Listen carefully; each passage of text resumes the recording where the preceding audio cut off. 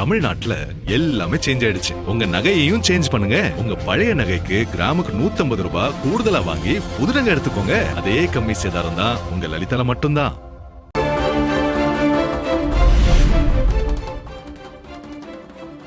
NEET முறைகேட்டுக்கு எதிராக டெல்லி ஜந்தர் மந்தரில் தொடரும் போராட்டம். நள்ளிரவில் போராட்டக்காரர்கள் காவல்துறையினரிடையே மீண்டும் மோதல் ஏற்பட்டதால் அசாதாரண சூழல்.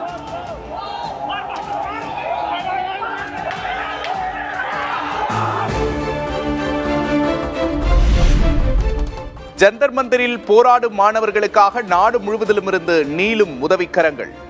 யார் பெயரும் தெரியாத போதும் போராட்ட களத்தை குறிப்பிட்டு ஆன்லைன் தளங்களில் உணவு ஆர்டர் செய்து நெகிழ வைக்கும் மக்கள்.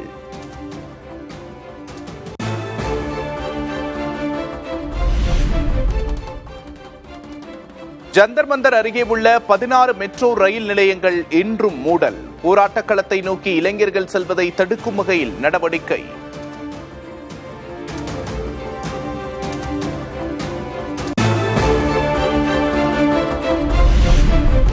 டெல்லியில் தொடரும் போராட்டத்தால் கூடும் ராணுவத்தினர் வரவழைப்பு.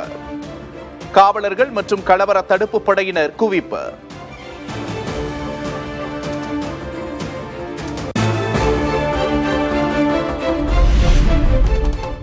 டெல்லி ஜந்தர் மந்தரில் இளைஞர்களின் போராட்டத்துக்கு நேரில் ஆதரவளித்த திமுக எம்பி கனிமொழி. நாட்டுக்கு வரும் ஆபத்தை முன்கூட்டியே அறிந்து நீட் தேர்வை முதலில் எதிர்த்த இயக்கம் திமுக என கருத்து.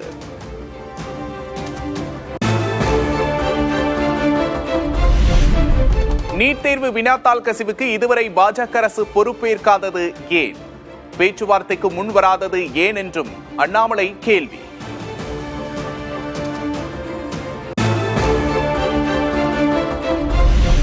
நீட் தேர்வை ரத்து செய்ய கோரி சென்னையில் இன்று கல்லூரி மாணவர்கள் வகுப்பு புறக்கணிப்பு. டெல்லி மாணவர் போராட்டத்துக்கு ஆதரவாக தமிழ்நாடு மாணவர் இளைஞர் கூட்டமைப்பு அறிவிப்பு.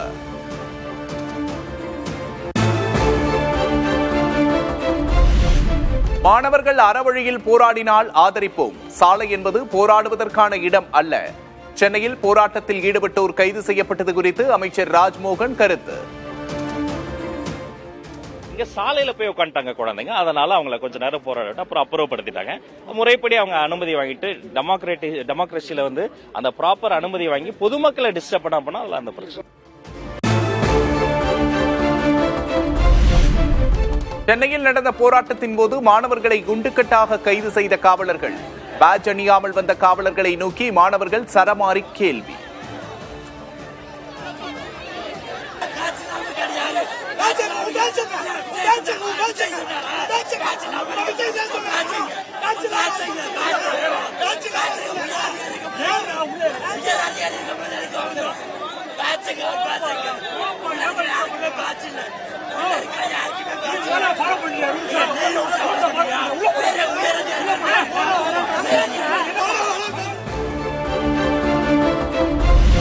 நீட் எதிர்ப்பு போராட்டத்தில் ஈடுபட்டுள்ள மாணவர்கள் உட்பட அனைவருக்கும் தலை வணங்குகிறேன். போராட்டக்காரர்கள் மீது தடியடி நடத்திய காவலர்களை கோழைகள் என குறிப்பிட்டு நடிகர் கிஷோர் கடும் விமர்சனம்.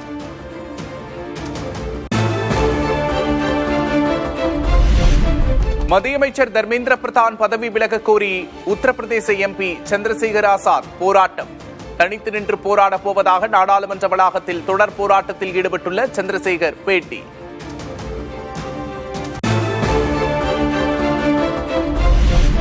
டெல்லியில் நாடாளுமன்றம் நோக்கி பேரணி சென்ற மாணவர்களில் ஒருவர் பெல்லட் குண்டு தாக்குதலுக்கு ஆளாகி இருப்பதாக அதிர்ச்சி தகவல்.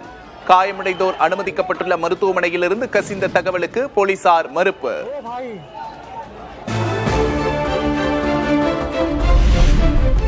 டெல்லி தடியடி தொடர்பான வழக்கை அவசரமாக விசாரிக்க உச்சநீதிமன்றம் மறுப்பு. தங்கள் நேரத்தை வீணடிக்க வேண்டாம் என தலைமை நீதிபதி சூரியகாந்த் அதிருப்தி.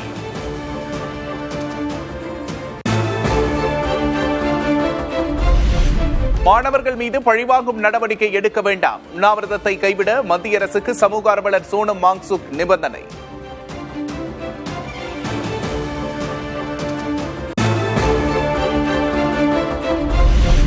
152 முறை வினாத்தாள் கசிவு, 7.5 கோடி மாணவர்கள் பாதிப்பு. மோடி அரசு ஒருவருக்கு கூட இதுவரை தண்டனை பெற்றுத்தரவில்லை என்று ராகுல் காந்தி காட்டம்.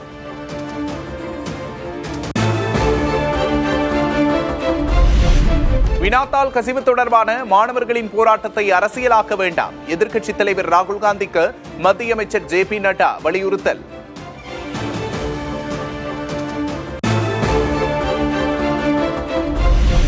நீட் தேர்வு முறை அறவே அகற்றப்பட வேண்டும் என்பதே தாவேகாவின் சமரசமற்ற நிலைப்பாடு. நாடாளுமன்ற வளாகத்தில் நடக்கும் போராட்டத்துக்கு தாவேகா ஆதரவளிப்பதாகவும் முதல்வர் விஜய் அறிவிப்பு.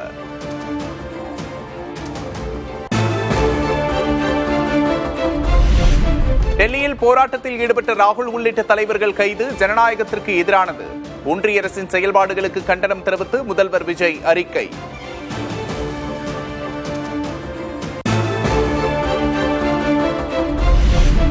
டெல்லியில் நடைபெறும் மாணவர்களின் போராட்டம் தற்போது நாடு முழுவதையும் ஈர்த்துள்ளதாக திமுக தலைவர் மு க ஸ்டாலின் கருத்து. நீட் தேர்வை முழுமையாக ரத்து செய்வது மட்டுமே சிக்கல்களுக்கு நிரந்தர தீர்வளிக்கும் என்றும் திட்டவட்டம்.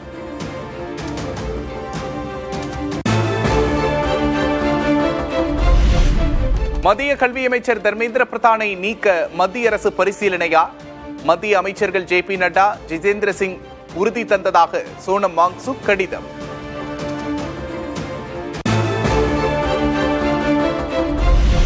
பிரதமர் இல்லத்துக்கு அருகே ராகுல் காந்தி உள்ளிட்டோர் போராட்டம் நடத்திய சம்பவத்தை குறிப்பிட்டு இந்திய கம்யூனிஸ்ட் விமர்சனம். கூட்டணி கட்சியினரிடம் முன்கூட்டியே தெரிவிக்காமல் திடீரென ஆர்ப்பாட்டம் நடத்தியது ஏன் என்று கேள்வி.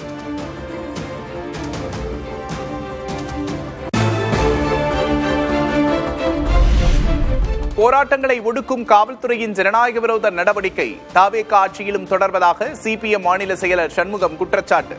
தொழிலாளர் நலத்துறை முதலாளிகள் நலத்துறையாக செயல்படுவதாகவும் சாடல். எல்லா விதமான ஜனநாயக விரோதமான செயல்பாடுகளையும் கடந்த காலத்திலும் இருந்த தமிழ்நாடு அரசாங்கம் இத்தகைய அணுகுமுறையை தான் மேற்கொண்டது. இப்போது இருக்கக்கூடிய புதிய ஆட்சியும் இதே அணுகுமுறையை மேற்கொண்டிருக்கிறது என்பது வன்மையான கண்டனத்துக்குரியது.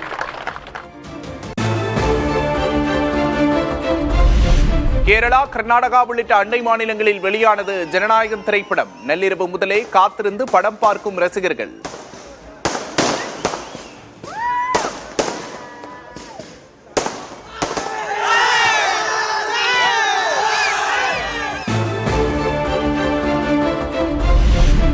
புதுச்சேரியில் ஜனநாயகம் திரைப்படத்தின் காலை 7 மணி சிறப்பு காட்சிகள் ரத்து.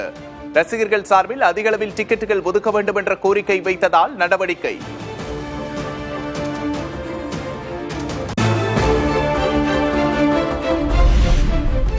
தமிழ்நாட்டில் 1000 திரையரங்குகளில் சற்று நேரத்தில் வெளியாகும் ஜனநாயகம் திரைப்படம்.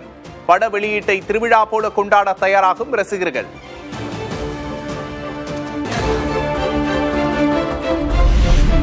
முதல்வர் விஜயின் ஜனநாயகன் படத்தை காண ரசிகர்கள் ஆர்வம். படம் வெளியாகும் திரையரங்குகள் முன்பாக ஆடி பாடி உற்சாக கொண்டாட்டம்.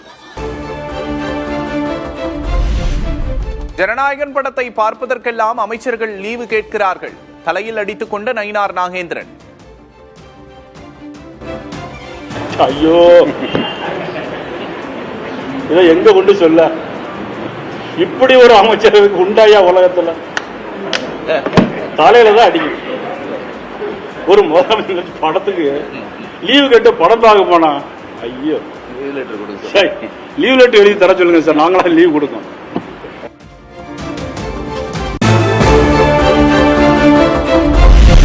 முதல்வரின் காலை உணவு திட்டத்தின் பெயரை மாற்றியது தாவேக அரசு. பெருந்தலைவர் காமராஜர் காலை உணவு திட்டம் என பெயர் மாற்றம்.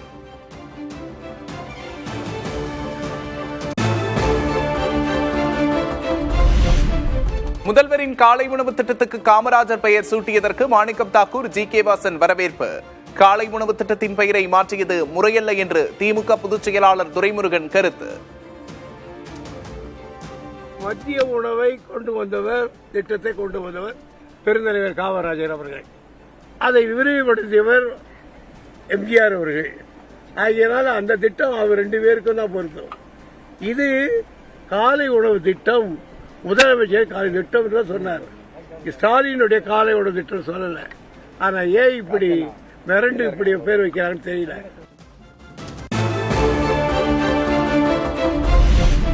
ராஜினாமா செய்த அதிமுக MLAக்கள் 6 பேரின் மீது கட்சித்தாவல் தடை சட்டத்தின் கீழ் நடவடிக்கை எடுக்க வேண்டும். சபாநாயகர் JCD பிரபாகரிடம் அதிமுக கொறடா அக்ரி கிருஷ்ணமூர்த்தி மனு.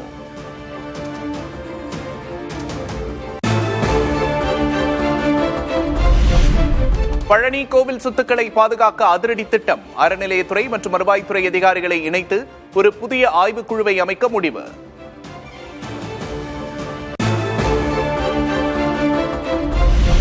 நீட் தேர்வுக்கு எதிராக டெல்லியில் நடைபெறும் போராட்டத்தால் மத்திய உள்துறை அமைச்சர் அமித்ஷாவின் புதுச்சேரி பயணம் ரத்து. சனிக்கிழமை நடக்கவிருந்த காவல்துறைக்கான விருது வழங்கும் நிகழ்ச்சி ஒத்திவைப்பு என்று தகவல்.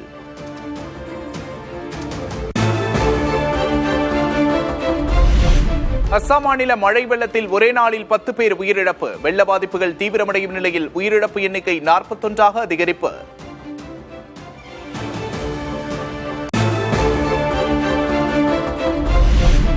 வடக்கு மாசிடோனியாவில் மகாத்மா காந்தியின் சிலையை திறந்து வைத்தார் குடியரசுத் தலைவர் திரௌபதி முர்மு.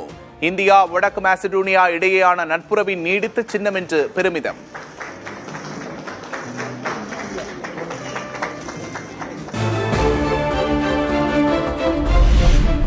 நாடாளுமன்ற வளாகத்தில் பிரதமர் நரேந்திர மோடியை சந்தித்தார் சரத்பவார். தேசிய ஜனநாயக கூட்டணிக்கு சரத்பவாரின் தேசியவாத காங்கிரஸ் ஆதரவு தரக்கூடும் என்று தகவல்கள் பரவும் நிலையில் திடீர் சந்திப்பு.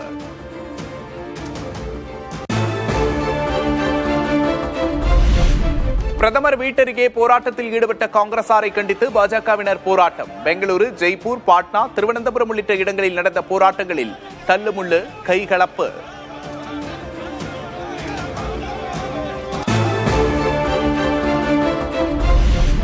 ஆந்திராவின் விஜயவாடா நகரில் போராட்டத்தில் ஈடுபட்ட காங்கிரஸ் பாஜகவினரிடையே மோதல். பாட்னாவில் வன்முறையில் ஈடுபட்டவர்களை தடியடி நடத்தி கலைத்த காவல்துறை.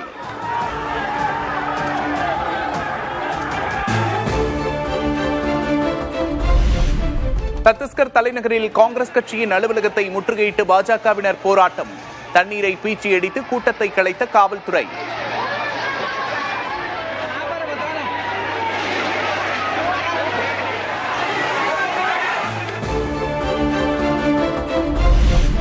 மத்திய அமைச்சர் தர்மேந்திர பிரதான் ராஜினாமா செய்ய கோரி கேரளத்தில் காங்கிரசார் போராட்டம். பாலக்காட்டில் நடைபெற்ற ஆர்ப்பாட்டத்தில் காவல்துறையினருடன் தள்ளுமுள்ளு.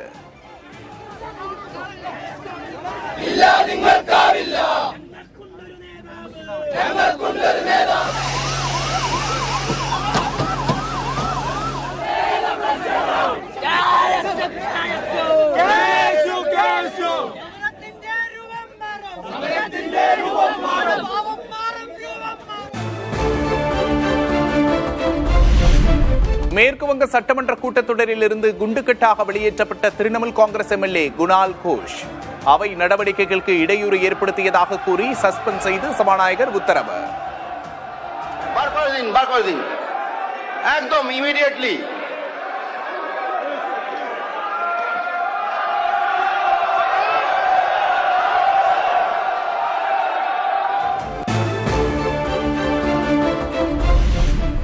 உத்தவ் தாக்கரே சிவசேனா அணியின் 6 எம்பிக்கள் சிவசேனாவோடு இணைந்ததற்கு அங்கீகாரம் வழங்கிய விவகாரம்.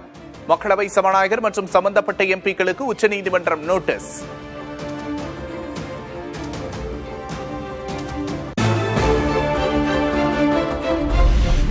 ஜம்மு காஷ்மீரில் உள்ள உலகிலேயே மிக உயரமான செனாப் ரயில் பாலத்தில் தேசிய கொடியை ஏந்தி நின்ற பொதுமக்கள்.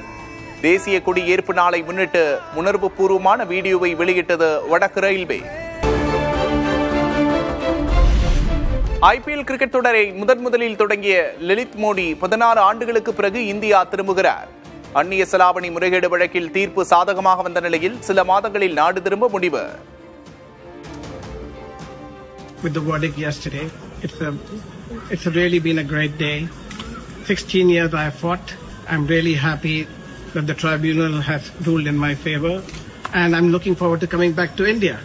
And yes, I will come back probably end of this year or early next year. Jordan மற்றும் பஹ்ரைனில் உள்ள அமெரிக்க ராணுவ தளங்கள் மீது ஈரான் படைகள் தாக்குதல். அமெரிக்காவுக்கு பதிலடி கொடுக்கும் விதமாக ட்ரோன்கள் மூலம் வான்வழி தாக்குதல்.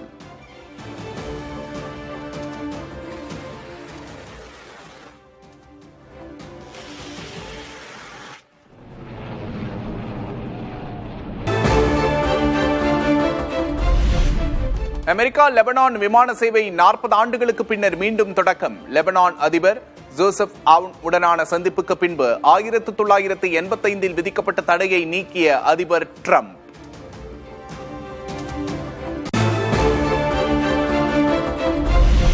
அமெரிக்கா மற்றும் சவுதி அரேபியா இடையே கையெழுத்தான அணுசக்தி ஒப்பந்தம். அமெரிக்க உதவியோடு யுரேனிய செறிவூட்டல் உள்ளிட்ட திட்டங்களை மேற்கொள்ள சவுதிக்கு அனுமதி.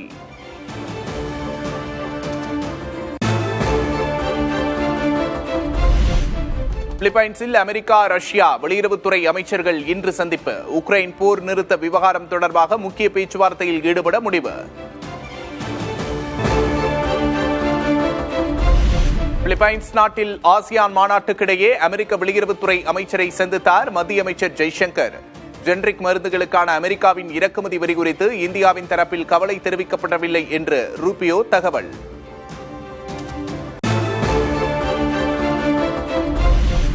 காங்கோ ஜனநாயக குடியரசில் எபோலா வைரஸால் உயிரிழந்தோரின் எண்ணிக்கை 1031 உயர்வு. 737 பேர் வைரஸால் பாதிக்கப்பட்டு மருத்துவமனையில் சிகிச்சை பெற்று வருவதாக அதிகாரிகள் தகவல்.